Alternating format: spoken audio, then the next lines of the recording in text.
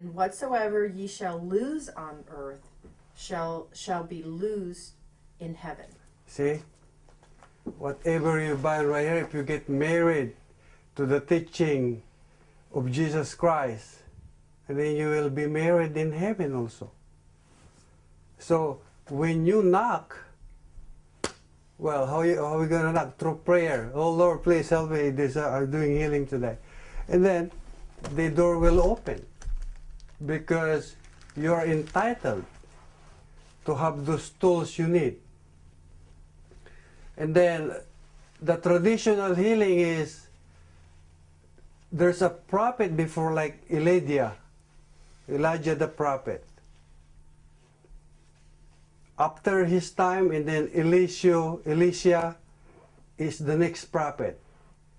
But before Elijah gone to heaven, God wanted him to anoint Elisha first. So it transferred the power. It transferred the rights. It transferred the agreement. So he will get married also to God. So whatever Elijah asks, if Elijah say, God, please, these people living here are not listening to you. Don't give them rain in 3 years and a half, and then they will get back to you. And God listened to his voice because they have agreement. Whatever he said, request, God granted.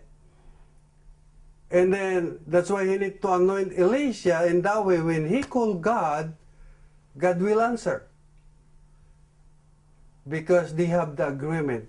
Because whatever the prophet or the chosen one anointed, God considered and accepted and respect that kind of ceremony, like a treaty. So when you call his power, and then he answer you, he give you the result, whatever you ask. Whatever you ask, when you follow his commandment, it's like you're calling your spouse. You're calling your spouse. He gonna listen to you if you request something. Spouses don't always listen. Well, but I mean, I'm talking the positive way. Okay, I know. That's supposed to be. The agreement is right there. The agreement is sacred. Only individual are, not fulfilling it, but supposed to be sacred. Yes. And in the spirituality, there's no wrong. It's all positive. If God says yes, it's yes. That's the good thing. And here, in John 14, 15 and 14. If ye shall ask anything in my name, I will do it. Yeah. If ye love me, keep my commandments. Yeah, if you keep the commandments, his commandment, and you will ask anything in his name, he will do it. Yeah, he will do it. So, that's why, like me,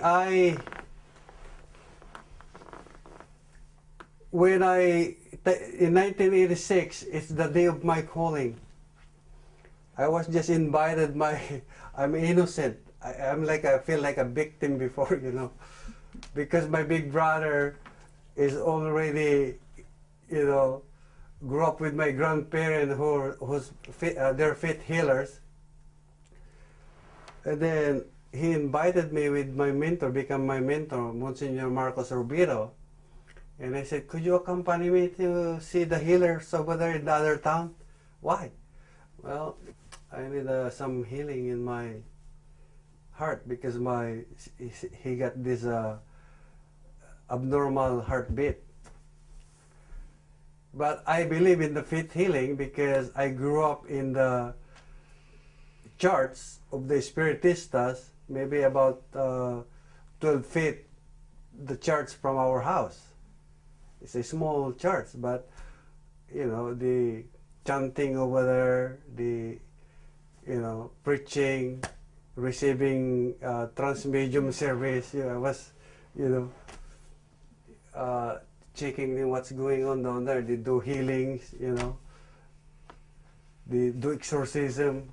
Of course, in the young age, like 8 years old, 9 years old, what is this? But, but it's fun, You're trembling, you have the feelings like, oh my God, it's scary, because, the spirit, they say, is screaming inside. They capture the, exorcism. So I said, okay, let's go. So when we saw, that was June 1986. And then when we saw the 70 years old guy, my brother giggling non-stop, like he's got a lot of joy in his heart, but I didn't feel the vibe. Because I don't know that much yet about things, but I'm open.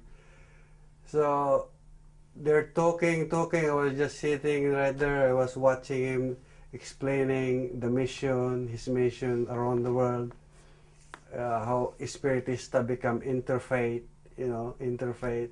In that way he can love all people. Because interfaith means including persons of different religions. He said, oh, I think that's a good one. I'm impressed with that one. And then after that, then do healing. We went inside the church. My big brother removed the top and then laid down in the table and he prayed. I was watching it. Oh, something like working. Then I saw blood things come out and then maybe 5 to 10 minutes done. And then like a big whew. And then he said, hey, you next. Oh, no, I'm okay. I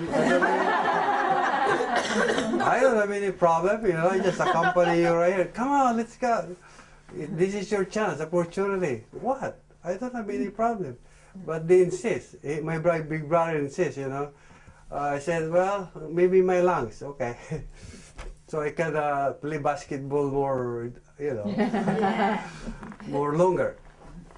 Yeah.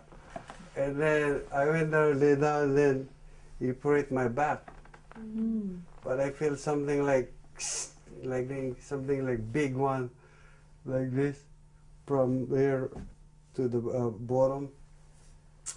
And then 5 to 10 minutes done, and then he drove us home. Because we're in the highway, it's hard to, we don't have cars, it's hard to get a bus. It's already sunset. And from that day, and then I cannot forget him anymore.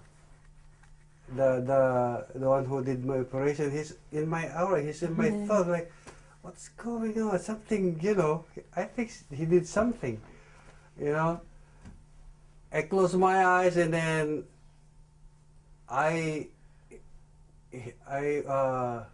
it's like I'm hearing his voice. And it is in my space all the time.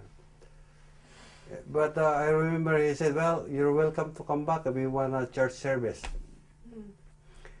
So I said, okay. So I went there for the church service. And then 2 months later, they went to our house, 50 miles southwest, where they live. And they're doing healings in our village. Big one.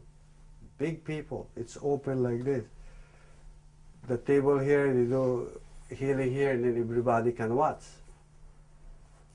So I saw his wife talking to my mom, so I took the advantage to talk to her if I can stay with them. At least for 2 months, because in 2 months, Monsignor Marcos Orbedo coming back to U.S.